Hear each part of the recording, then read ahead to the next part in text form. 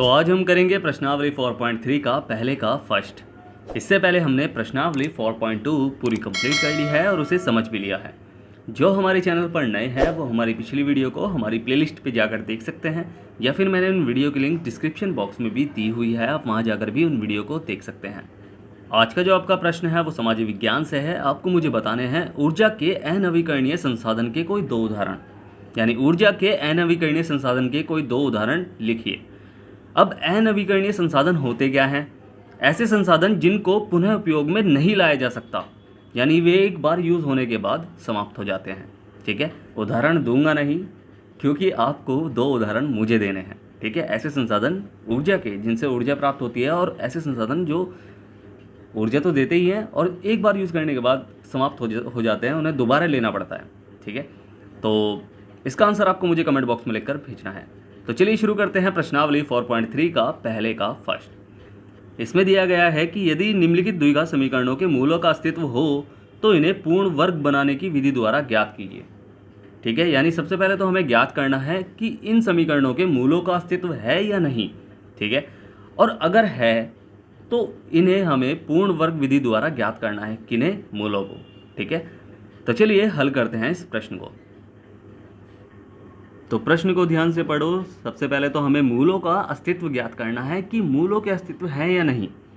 अब इन्हें ज्ञात कैसे करेंगे, कि हमें कैसे पता चलेगा कि समीकरण के मूल आएंगे या नहीं आएंगे। ठीक है, तो उसके लिए एक विधि होती है जिसे बोलते हैं विविक्त कर। क्या बोलते हैं? विविक्त कर।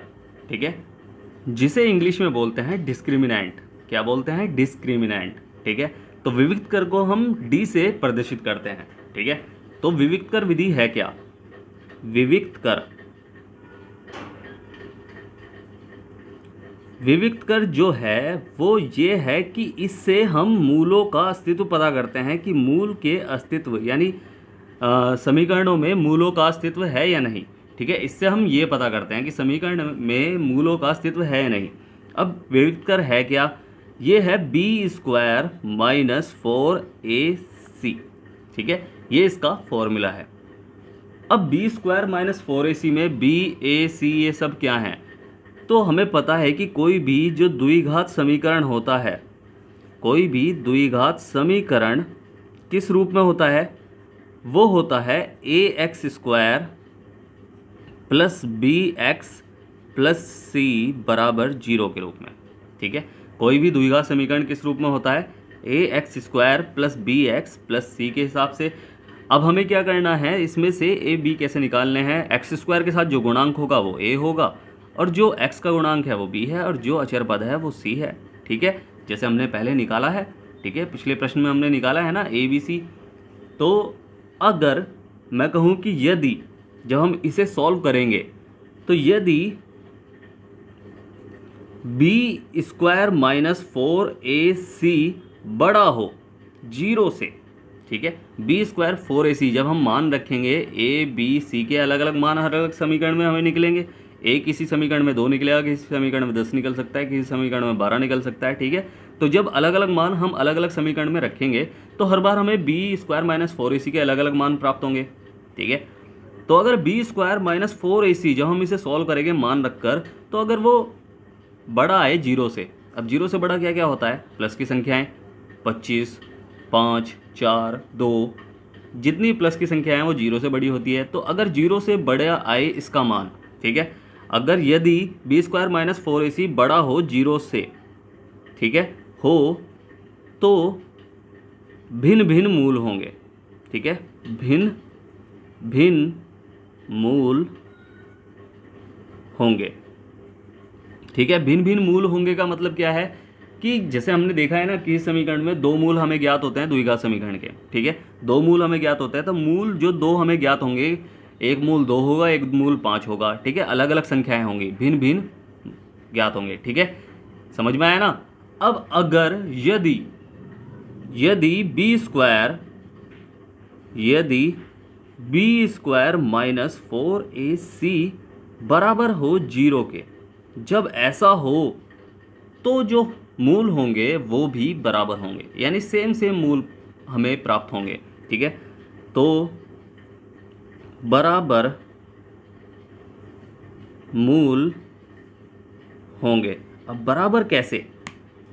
बराबर ऐसे कि जैसे आपको पता ही है दो मूल हमें प्राप्त होते हैं, तो अगर एक मूल दो होगा तो दूसरा मूल भी दो होगा, ठीक है। तो सेम टू सेम हमें सेम सेम मूल प्राप्त होते हैं। हमने पिछले प्रश्नों में हमने ऐसे काफ़ी प्रश्न किए हैं जिसमें हमें सेम सेम मूल हमें प्राप्त हुए हैं, बिल्कुल सेम पहले वाले के, ठीक है। कि अगर उसका एक मूल 5 है तो दूसरा मूल भी 5 मिलता है, ठीक है। ऐसे हमने बहुत क्वेश्चन किया, ठीक है। और अब लास्ट, यदि बी स्क्वायर माइनस 4ac छोटा हो 0 से, जब ऐसा हो तो कोई मूल नहीं होगा, ठीक है। तो मूल नहीं होंगे, ठीक है। तो मूल नहीं होंगे। समझ में आया कि अगर बी स्क्वायर माइनस 4ac बड़ा है 0 से तो भिन्न भिन्न मूल होंगे। यदि बी स्क्वायर माइनस 4ac बराबर हो 0 के तो बराबर मूल होंगे। और अगर बी स्क्वायर माइनस 4ac छोटा है 0 से तो मूल नहीं होंगे। यानी इन दोनों में तो हमें मूल प्राप्त होंगे, यानी इनका अस्तित्व होगा। यानी मूलों का अस्तित्व का मतलब है कि मूल हैं यानी इसमें, बट इसमें मूल नहीं है, ठीक है। तो हमें देखना है कि या तो बराबर आए 0 के या बड़ा है 0 से, ठीक है। अब करते हैं प्रश्न, ठीक है। तो फर्स्ट क्या दिया गया है हमें? फर्स्ट दिया गया है 2x² माइनस 7x प्लस 3 बराबर 0। तो सबसे पहले तो हमें इसके मूल पता करने हैं कि इसके मूलों का अस्तित्व है या नहीं, ठीक है। उसके लिए हमें क्या करना पड़ेगा? a² plus bx plus c से हमें तुलना करनी पड़ेगी। तो चाहे हम तुलना करने पर लिख सकते हैं, अगर आपको पता है ना कि a² plus bx plus c के बराबर है तो x² वाला पद क्या है? a है, ठीक है। ये याद रखना है आपको। x² वाला पद क्या है? a है। तो a हमारा क्या है? इसमें 2 है। b हमारा क्या हो जाएगा? b हमारा x वाला पद, देखो x के साथ जो है गुणांक वो b है, x² के साथ जो गुणांक था वो a है, ठीक है। तो ये माइनस का 7 है, ठीक है। साइन देखो, साइन यहाँ तो लिया है हमने, यहाँ हमने नहीं लिया, तो यहाँ प्लस का साइन ही तो है। अगर यहाँ साइन नहीं लिखा है तो यहाँ प्लस का ही तो साइन है, ठीक है। यहाँ भी प्लस का है, यहाँ भी प्लस का है। अब c हमारा क्या हो जाएगा? c हमारा हो जाएगा 3, ठीक है। 3 भी प्लस का है, ठीक है। तो हमें क्या करना है? विविक्त कर विधि से इसे ज्ञात करना है। तो हम लिखेंगे विविक्त कर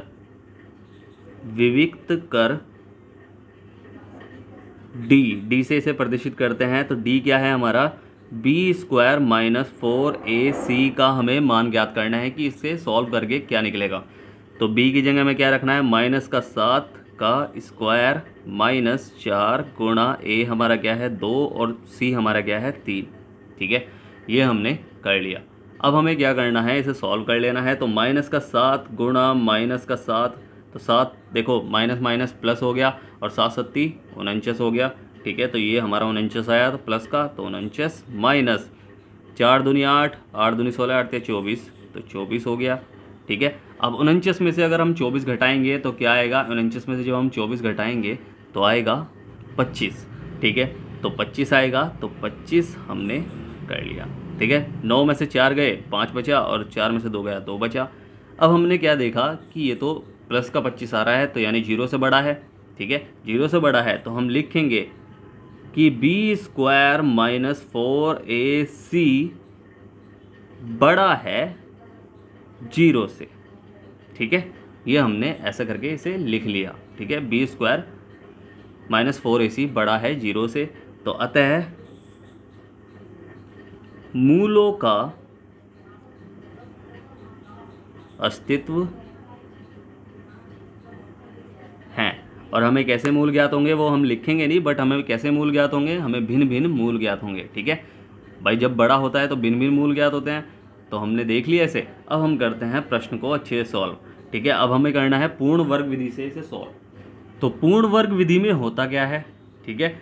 एक स्टेप हमें फॉलो करना है पूर्ण वर्ग विधि का, ठीक है। अगर आपको समझ में आ जाएगा, कोई भी क्वेश्चन हो, अगर आपने उसके स्टेप बनाए हुए हैं उसके सॉल्व करने के, तो आप उस क्वेश्चन में कभी गलत नहीं कर सकते, ठीक है। आप उस क्वेश्चन में कभी गलती नहीं कर सकते अगर आपने स्टेप फॉलो किए हुए हैं या फिर आपने खुद स्टेप बनाए हैं किसी क्वेश्चन को करने के, ठीक है। तो ऐसी पूर्ण वर्ग विधि करने का भी एक स्टेप होता है, ठीक है। बिना स्टेप के इसे कर ही नहीं सकते, ठीक है। तो सबसे पहले तो हमें क्या करना है? समीकरण उतारो जिसके हमें पूर्ण वर्ग विधि से हमें मूल ज्ञात करने हैं। तो 2x² माइनस 7x प्लस 3 बराबर 0। अब सबसे पहला स्टेप तो इसमें यह है कि जो एक्स स्क्वायर का गुणांक है, एक्स स्क्वायर का गुणांक क्या है, 2 है। अब 2 की हमें पूरे समीकरण में हमें क्या करनी है, भाग कर देनी है। ठीक है, 2 की पूरे समीकरण में हमें भाग कर देनी है। ठीक है, एक्स स्क्वायर के गुणांक की जो पहला गुणांक होगा उसके पूरे समीकरण में हमें भाग कर देनी है। तो हम लिखेंगे कि पूरे समीकरण में 2 से भाग देने पर, जब पूरे समीकरण में हम 2 से भाग कर देंगे तो क्या हो जाएगा, 2x² बटे 2 इसके भी और -7x बटे 2 इसके भी और +3 बटे 2 इसके भी और बराबर 0 चल ही रहा है। ठीक है, अब जो कट रहा है उसे काट सकते हैं, तो 2 से 2 कट रहा है यहाँ, बट यहाँ कटेगा नहीं, यहाँ भी नहीं कटेगा, तो हम बाकी ज्यों का तो जो बचा है उसे डाल लेंगे। तो x² -7x बटे 2 +3 बटे 2 बराबर 0। ठीक है, यहाँ तो x² बचा। अब हमें क्या करना है, ये तो हमारा पहला स्टेप था जब हमने 2 से भाग करी। अब दूसरा स्टेप हमें अचर पद को उधर लेके जाना है। ठीक है, बराबर से उधर लेके जाना है अचर पद को। तो x² -7x बटे 2, ठीक है, और बराबर -3 बटे 2, ये प्लस का है, इधर जाके माइनस में हो गया। दूसरा स्टेप हमने फॉलो कर लिया। अब तीसरा स्टेप जो मेन स्टेप है, क्वेश्चन यहाँ से स्टार्ट होता है। ठीक है, क्वेश्चन यहाँ से स्टार्ट होता है कि कैसे इसे सॉल्व किया जा सकता है आसानी से। हमें x के गुणांक का आधा करना है। पहले तो x² से हमने भाग किया था, इसका काम खत्म हो गया। अब x के गुणांक का आधे का वर्ग हमें दोनों तरफ जोड़ना है। ठीक है, x के गुणांक का सबसे पहले आधा करना है, फिर उसका वर्ग यानी स्क्वायर करके दोनों ओर दोनों तरफ इधर भी और इधर भी हमें जोड़ना है। ठीक है, तो इसका आधा हम कैसे करेंगे, आधा कैसे करेंगे मैं आपको यहीं करके दिखा रहा हूँ। कहाँ करूँ, इधर कर देता हूँ। ठीक है, तो x का गुणांक क्या है भाई, 7 बटे 2 है। ठीक है, माइनस का चिन्ह हमें भूल जाओ, माइनस का चिन्ह नहीं, हमें सिर्फ गुणांक लेना है, गुणा का अंक। ठीक है, तो 7 बटे 2 और इसका आधा करना है, तो आधे का मतलब क्या होता है, 1 बटे 2। 7 बटे 2 का 1 बटे 2 करना है यानी आधा करना है, उसका वर्ग करना है फिर बाद में, और उसका जो आंसर आएगा इसे सॉल्व करके तो इसे दोनों साइड जोड़ना है हमें। ठीक है, तो x के गुणांक के आधे का वर्ग दोनों ओर जोड़ने पर। ठीक है, तो चाहे हम इसे लिख भी सकते हैं कि x के गुणांक के आधे का वर्ग दोनों ओर जोड़ने पर। ठीक है, आधे का वर्ग, अब वर्ग हमें इसे सॉल्व करके जल्दी से कर देना है। तो 7 के ऊपर गुणा होगी, 7 एकम 7 हो जाएगा, और नीचे की नीचे गुणा 2 दूनी 4 हो जाएगा, उसका स्क्वायर। ठीक है, समझ में आया यहाँ तक। अब इसे सॉल्व कर लेना है। तो 7 की देखो, 7 बटे 4 का स्क्वायर कैसे लिखा है, 7 बटे 4 गुणा 7 बटे 4, 7 के साथ में गुणा यानी 49 बटे 4 चौक 16। ठीक है, ये हमने कर लिया। अब जो आंसर आया उसकी हमें दोनों साइड प्लस करनी है। ठीक है, तो हम लिखेंगे यहाँ कि x² -7x बटे 2 प्लस 49 बटे 16 बराबर -3 बटे 2 प्लस 49 बटे 16। ठीक है, दोनों साइड हमने जोड़ दिया 49 बटे 16 को। अब इसे हमें सॉल्व कर लेना है, और इधर वाले को देखो, ये जो बना है ये किस रूप में बना है पता है, ये a² -2ab प्लस b² के रूप में बना है। ठीक है, a² -2ab प्लस b² के रूप में बना है ये। ठीक है, अब माइनस क्यों कह रहा हूँ मैं, क्योंकि देखो यहाँ वाला साइन हम देखो इसमें यही फॉर्मूला लगता है, तो a प्लस b² का फॉर्मूला लगेगा या a माइनस b² का फॉर्मूला लगेगा। ठीक है, या तो a प्लस b² का फॉर्मूला लगेगा या a माइनस b² का फॉर्मूला लगेगा। ठीक है, a प्लस b² का फॉर्मूला क्या है, प्लस 2ab प्लस b², और ये क्या है, a² minus 2ab plus b²। ठीक है, इन दोनों का फॉर्मूला है। अब आपको दिख रहा होगा, देखो ये जो है इस रूप में है। ठीक है, ये जितना भी है ये इस रूप में है। ठीक है, ये जो है ये इस रूप में है। ठीक है, तो हमें क्या करना है, देखो यहाँ से हमने पहचाना कि ये माइनस वाला फॉर्मूला है कि ये बीच वाले पद में माइनस का चिन्ह आ रहा है, ठीक है। तो हमने यहाँ से पहचान लिया इसे। अब हमें क्या करना है, हमें ये जो है ये इस रूप में है, ठीक है। तो हमें क्या करना है, इसे इस रूप में लिखना है, इसे इस रूप में लिखना है। तो इसे इस रूप में लिखने के लिए हमें क्या ज्ञात करना पड़ेगा, पहले तो a ज्ञात करना पड़ेगा और फिर b ज्ञात करना पड़ेगा, ठीक है। तो हमें क्या ज्ञात करना है, a और b ज्ञात करना है। तो a क्या हो सकता है, देखो ये इस रूप में है तो पहला जो है वो a स्क्वायर है, यानी x हमारा a है और b हमारा ये है, ठीक है।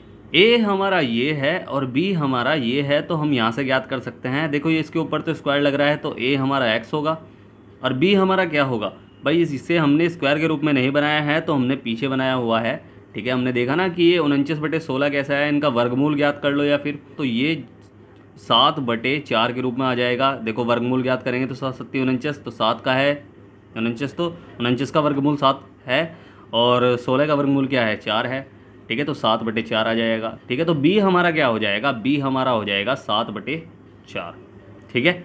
तो हम लिखेंगे यहाँ कि a माइनस बी स्क्वायर बराबर a square minus 2ab plus B square से तुलना करने पर, ठीक है। जब हम तुलना कर लेंगे इसे तो ये क्या हो जाएगा, हमें a और b हमें ज्ञात हो जाएंगे। तो a हमारा ये है x और b हमारा ये है, ठीक है।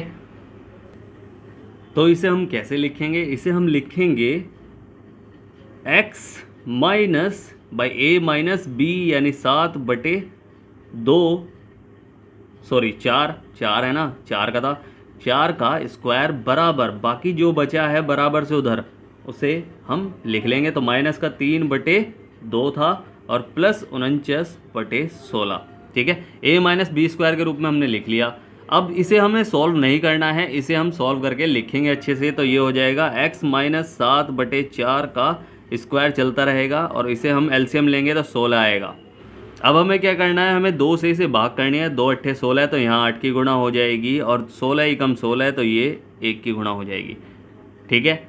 अब 8 दूनी 16 8 24, तो माइनस का 24 तो यहाँ आएगा और प्लस का 49 ही कम 49 यहाँ आएगा, ठीक है। इसे हमने सॉल्व कर लिया। तो यहाँ तो चल ही रहा है x माइनस 7/4 का स्क्वायर और बराबर 49 में से हम 24 घटाएंगे तो क्या बचेगा, 49 में से 24 घटाएंगे तो बचेगा 25/16, ठीक है। अब आपको क्या करना है, आपको ये स्क्वायर जो है ये इधर लेके जाना है। तो जब स्क्वायर बराबर से उधर लेके जाते हैं तो वो किस में बदल जाता है, वो बदल जाता है रूट में, ठीक है। रूट में बदल जाता है ना। तो x माइनस 7/4 बराबर अंडर रूट 25/16। अब ये अंडर रूट 25 के ऊपर भी है, 16 के ऊपर भी है, ठीक है। तो दोनों का हमें वर्गमूल ज्ञात करना है, तो ये हो जाएगा। अच्छा देखो जब हम अंडर रूट को उधर देखो जब हम स्क्वायर को उधर लेके जाते हैं, अंडर रूट बनाते हैं, तो वो या तो उसका आंसर आएगा प्लस में या आएगा माइनस में। किस में, या तो प्लस में या माइनस में। अब इसे और सॉल्व कर लेंगे कि x माइनस 7/4 बराबर ये आएगा प्लस या माइनस 25 का वर्गमूल क्या होगा 5 और बटे 16 का क्या होगा 4, ठीक है। तो 5/4 हो गया। अब यहाँ हमारा 90% क्वेश्चन खत्म हो गया, 90%। अब 10% में हमें क्या करना है, हमें एक बार प्लस का साइन लेना है और एक बार माइनस का साइन लेना है और फिर इन्हें सॉल्व कर लेना है, ठीक है। दोनों मूल हमें ज्ञात हो जाएंगे, एक बार प्लस का साइन लेने पर एक बार माइनस का साइन लेने पर। तो हम लिखेंगे कि घनात्मक चिन्ह यानी प्लस का लेने पर तो ये क्या हो जाएगा, x माइनस 7/4 बराबर प्लस का 5/4, ठीक है। तो x बराबर 5/4 और प्लस 7/4, ठीक है। देखो जब हर समान होते हैं तो हम सिर्फ ऊपर की संख्या प्लस करते हैं, अगर प्लस है तो प्लस करेंगे, माइनस है तो माइनस करेंगे, ठीक है, अगर हर समान हो तो, ठीक है। अब अगर आपको नहीं करना है तो आप वही एलसीएम लेकर कर सकते हैं। जब भी 4 से 4 करेंगे 1 की गुणा हो जाएगी और यहाँ 4 से 4 काटेंगे फिर यहाँ भी 1 की गुणा हो जाएगी, तो 5 + 7, तो x का मान क्या निकल के आएगा, x का मान निकल के आएगा 7 और 5 12, तो 12/4 हो जाएगा, अब 4 से हम 12 को भाग करेंगे तो कितने पे कटेगा, 4 तिया 12, ठीक है, 4 तिया 12। तो x का हमें एक मूल ज्ञात हो गया। x का एक मूल क्या है, x बराबर 3। अब दूसरा मूल हमें ज्ञात करना है तो हम लेंगे ऋणात्मक चिन्ह, ऋणात्मक चिन्ह यानी माइनस का लेने पर, ठीक है। अब हमें वही ऋणात्मक चिन्ह लेना है तो ये क्या हो जाएगा, x माइनस 7/4 बराबर माइनस का 5/4। इसे भी हम सॉल्व कर लेंगे तो ये हो जाएगा क्या, x बराबर माइनस का 5/4 बराबर, देखो प्लस का हो जाएगा +7/4, ठीक है।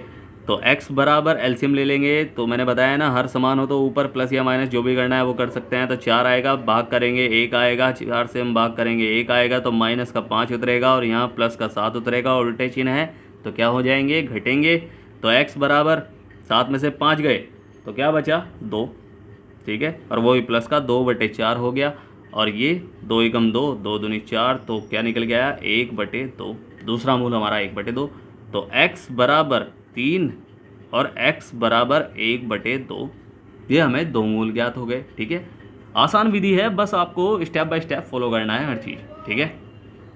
तो हम लास्ट लाइन लिखेंगे कि अतः इस द्विघात समीकरण के मूल क्या क्या हैं, 3 और तथा 1/2 हैं। यही हमारा आंसर है। समझ में आया प्रश्न? उम्मीद है आपको प्रश्न अच्छे समझ में आया होगा। अगर आपको प्रश्न अच्छे समझ में आया है तो आपको क्या करना है, आपको करना है वीडियो को लाइक शेयर करना है जितना हो सके और सब्सक्राइब करना है आपका ही अपना चैनल, ठीक है। और अगर प्रश्न आपको समझ में नहीं आया है तो आप मुझसे पूछ सकते हैं। मैंने नीचे टेलीग्राम की लिंक दी हुई है डिस्क्रिप्शन में और आप वहाँ जाकर मुझसे पूछ सकते हैं, मैं आपकी पूरी हेल्प करूँगा, ठीक है। और इससे रिलेटेड एक होमवर्क करने के लिए दे रहा हूँ। उस होमवर्क को आप मेरे टेलीग्राम लिंक पर भेज सकते हैं जो मैंने डिस्क्रिप्शन बॉक्स में दी हुई है, या फिर आप मुझे इंस्टाग्राम भी कर सकते हैं, ठीक है। और स्टार्टिंग में जो मैंने आपसे प्रश्न पूछा है, ऊर्जा के 2 अनवीकरणीय संसाधनों के उदाहरण या नाम, उसका आंसर आपको मुझे कमेंट बॉक्स में लिखकर भेजना है। फिर से कह रहा हूँ, वीडियो को करें लाइक, शेयर करें अपने दोस्तों के पास जितना हो सके और सब्सक्राइब करें, आपका ही अपना चैनल है, ठीक है। तो मिलते हैं फिर अगली वीडियो में, तब तक के लिए bye bye, tata, see you.